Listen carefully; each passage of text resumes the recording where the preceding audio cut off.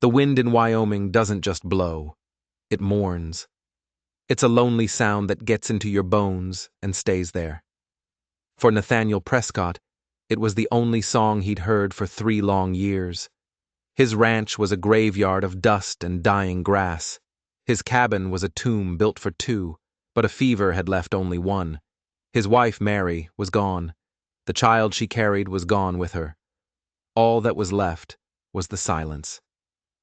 Nathaniel's life was a circle of chores: rise, mend the fences, feed the bone-thin cattle, draw water, sleep. He was a ghost haunting the ruins of his own life, a man too poor to hire help and too broken to hope for more. The folks in town saw a quiet man. They didn't see the man who still reached for his wife in the dead of night, only to find cold, empty sheets. The past was a locked room, and Nathaniel had swallowed the key. Then one day, the rhythm broke. He saw it from a low hill, a long line of riders moving across the horizon, not settlers, not a posse. As they got closer, he saw they were Cheyenne. His hand went to the pistol on his hip, a reflex he didn't even think about. The main group stopped 100 yards out. 4 riders came forward. One was an old chief, his face a map of wisdom and hardship. The other 3 were young women, his daughters. The chief raised a hand in peace. His voice was like rocks tumbling down a mountain. "I am Vokin," he said, his English perfect. "The bluecoats push us from our lands. We need a place to anchor ourselves." Nathaniel just waited. He was good at waiting. Vokin's eyes seemed to see right through him. "I see your land is poor. I see you are alone." He gestured to his daughters. "This is Mesa, wise in the ways of the earth. This is Neva, who sees spirits. And this is Soteo, who stands in the wind and does not bend." The 3 women stared back, their faces unreadable masks of pride. "A man alone cannot hold this land," the chief said, and then he made an offer that shattered the world. "I offer you a trade, a kinship. You will take one of my daughters as your wife. My people will be your allies. We will graze our herds on your far pastures." Nathaniel's mind was reeling. A wife? It was a betrayal to Mary's memory. It was impossible. "And you," the chief finished, his voice dropping, "will have a dowry, 1,000 horses." 1,000 horses! It was a fortune, a kingdom. It was a lifeline thrown to a drowning man. But the price was a ghost he wasn't ready to face. He looked at his broken fences, his starving cattle. He wasn't living. He was just waiting to die. "The choice is not mine or yours," Vokin said, seeing the war in Nathaniel's eyes. "It will be theirs." He spoke to his daughters in their own tongue. Mesa, the eldest, looked to the future of her people. Neva, the quiet one, seemed to listen to the land itself. But it was Soteo, the youngest, the one with fire in her eyes, who acted. She nudged her horse 1 step forward. Just 1 step. Her chin was high. Her gaze was a challenge. She wasn't a bride. She was a warrior stepping into the fight. She had chosen. The deal was struck. Within an hour, the world was new. The Cheyenne rode for the hills, leaving behind a sea of horses that filled the valley. The thunder of their hooves was the sound of a new life. And standing alone in the yard, a small bundle at her feet, was Soteo. She watched her family disappear, a single lonely figure against the empty sky. Nathaniel stood on his porch, the new owner of 1,000 horses and a wife he didn't know. And in that moment, he had never felt so poor in his entire life. The first days were a war of silence. Nathaniel's old silence was empty. This new silence was heavy, charged with the presence of a stranger. He offered her the cabin, the bedroom where Mary's things were still packed away in a trunk. Soteo looked at the dark cabin door, then at the rough, empty barn. She picked up her bundle and walked to the barn. She chose an empty horse stall, swept it clean, and laid out her bedroll. The line was drawn. She would honor the bargain, but she would not enter his life. Not really. She was on his land, but not in his home. Their world shrank to a series of gestures. He left a plate of food on a crate outside the barn. Hours later, it would be returned, wiped clean. He watched her from a distance. She moved among the 1,000 horses with a whisper and a touch, a queen among her subjects. She wasn't a bride waiting for a husband. She was a woman with a job. He watched her find a spring he'd thought was long dead. He watched her forage for roots and greens he didn't know were food.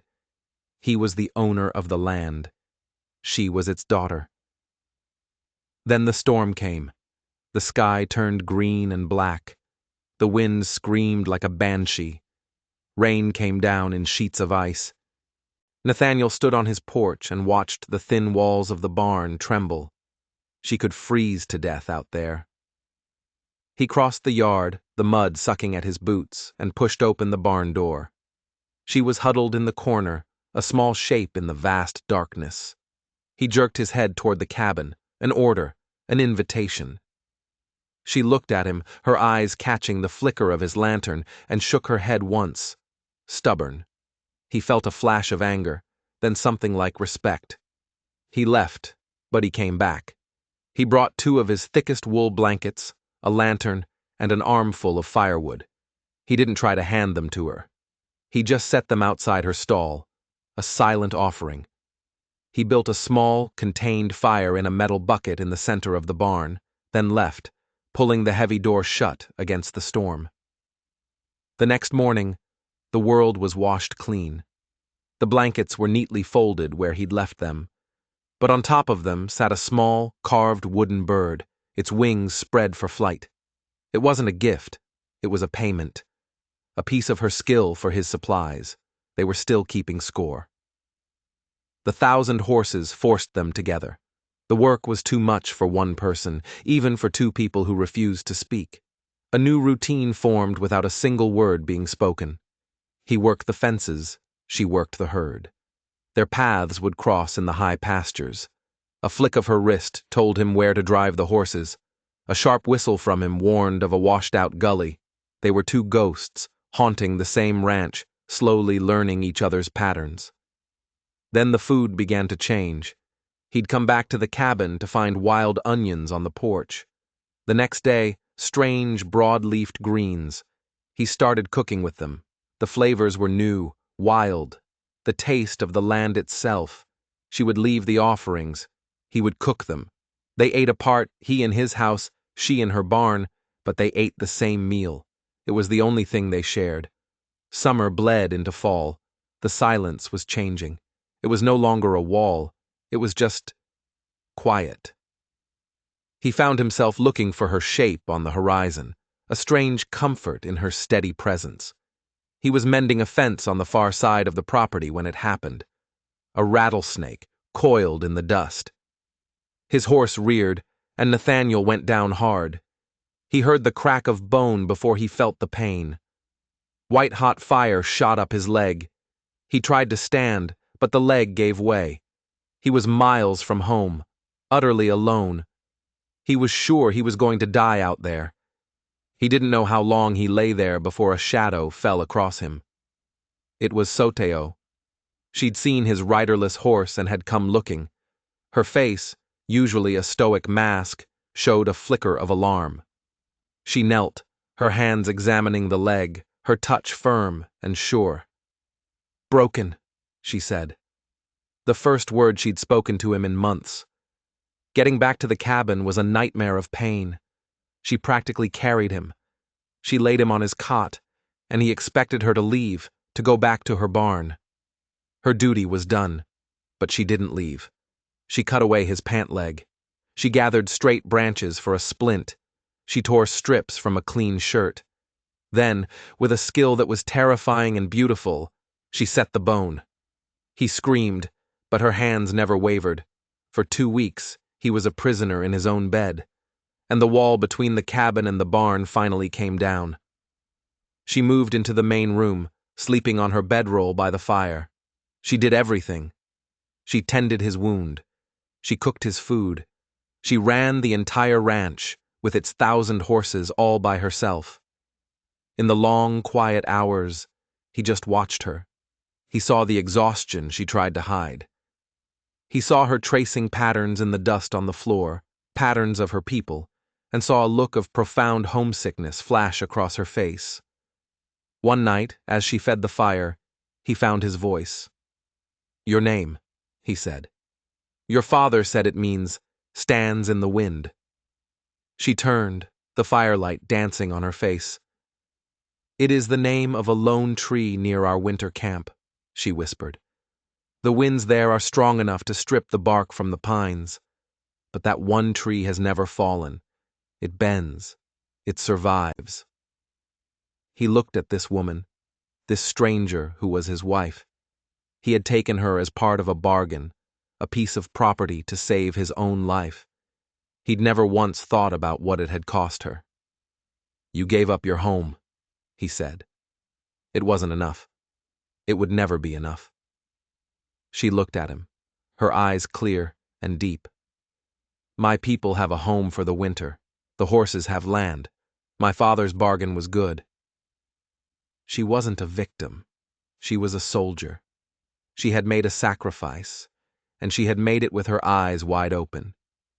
He had been so trapped in his own grief, he'd never even thought to look for hers. And for the first time in 3 years, Nathaniel Prescott felt something other than sorrow. He felt a deep, humbling shame. The ice around his heart began to crack. The first snow came early that year. His leg healed, but it left him with a limp, a constant reminder of the woman who had saved him. The wall between them was gone. She still slept by the fire, but they ate at the same table. The silence was easier now.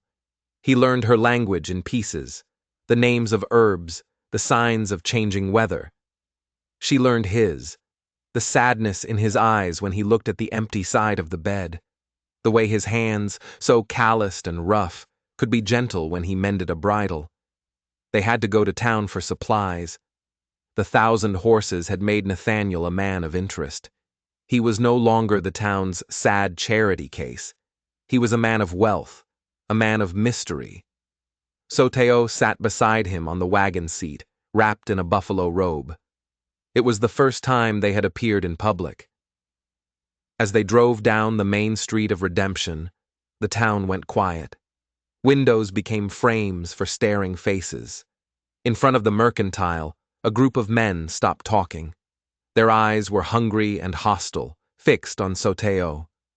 Nathaniel felt a hot, protective rage build in his chest. He helped her down from the wagon, his hand on her arm. He could feel her go rigid, her back straight, her chin high. A queen facing down peasants. Inside the store, the owner, Mr. Hale, gave them a sour look. "Prescott," he grunted.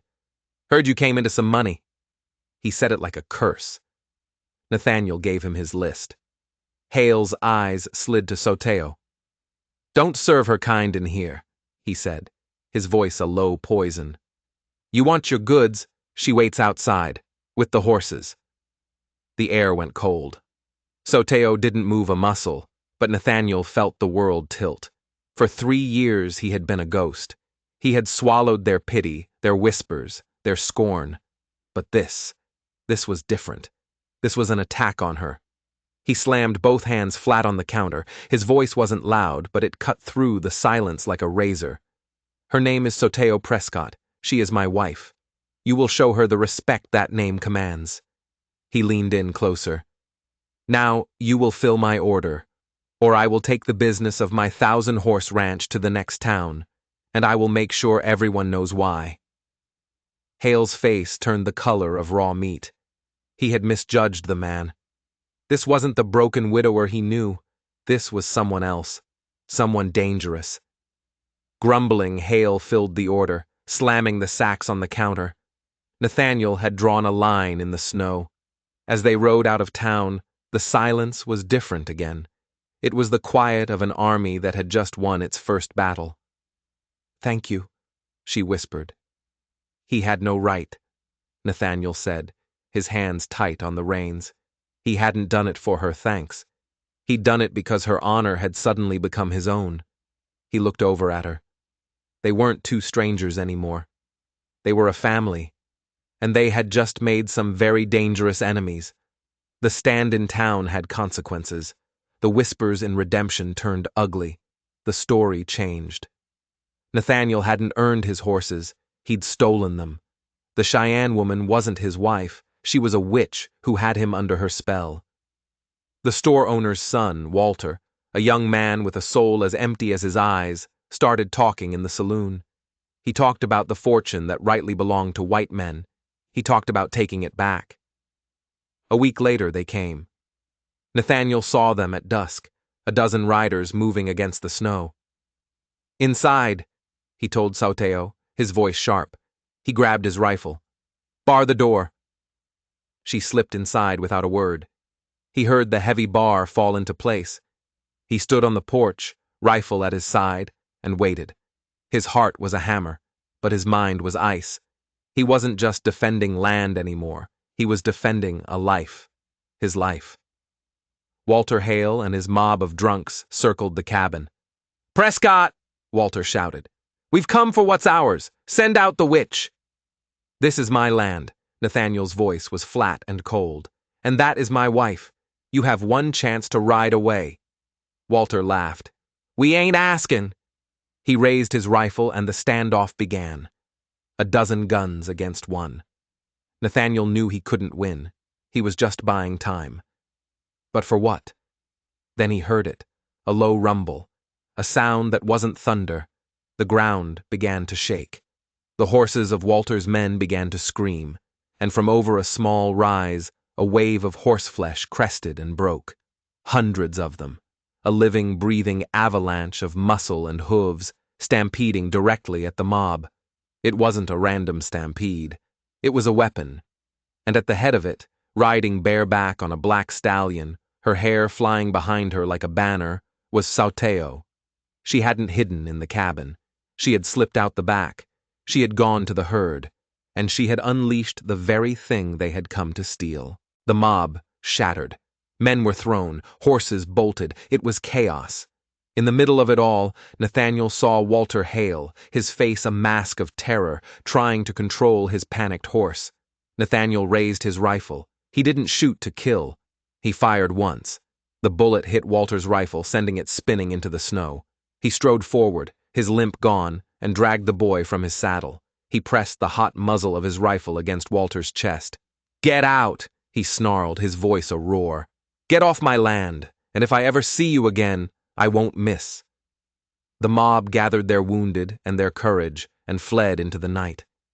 The thunder of the herd died down as Sauteo, with a series of sharp, bird-like calls, turned them back toward the pasture. The silence returned. She rode up to him, her face bright with victory, and slid from her horse. They stood in the ruined snow, surrounded by the quiet. They had faced the world together, and they had won. He looked at her, this impossible woman who had saved him. All the ghosts, all the grief, all the silence. It all just turned to dust. He reached out and brushed a snowflake from her hair. His hand lingered on her cheek. She didn't pull away. She leaned into his touch. "You should have stayed inside," he whispered. "The wind does not hide from the storm," she said. "It sings with it." He looked at her, and the empty space in his heart was finally full. He was no longer a widower. He was Sauteo's husband. He was home. After the raid, everything was different. That night, Nathaniel walked into the cabin. He took the small, silver-framed picture of Mary from the mantel. He polished the glass and placed it gently in the trunk with her other things. He was closing a door, not locking it. He turned to Sauteo. "The fire is warmer in here," he said. "This is your home now, in full."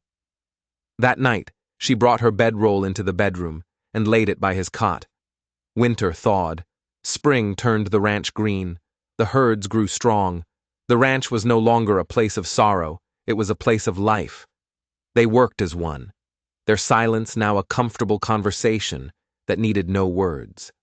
One evening, Chief Voken returned. He saw the healthy horses. He saw the mended fences, but most of all, he saw his daughter's face. He saw the peace that had settled there. He sat on the porch with Nathaniel. "When I left her here," the chief said, "I feared I had traded her life for my people's."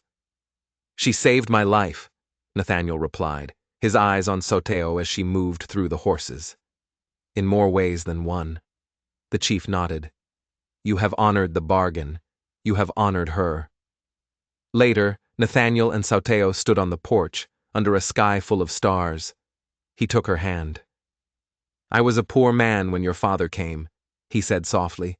"Not because I had no money, because I had no future." She looked at him, her eyes shining. "And now?"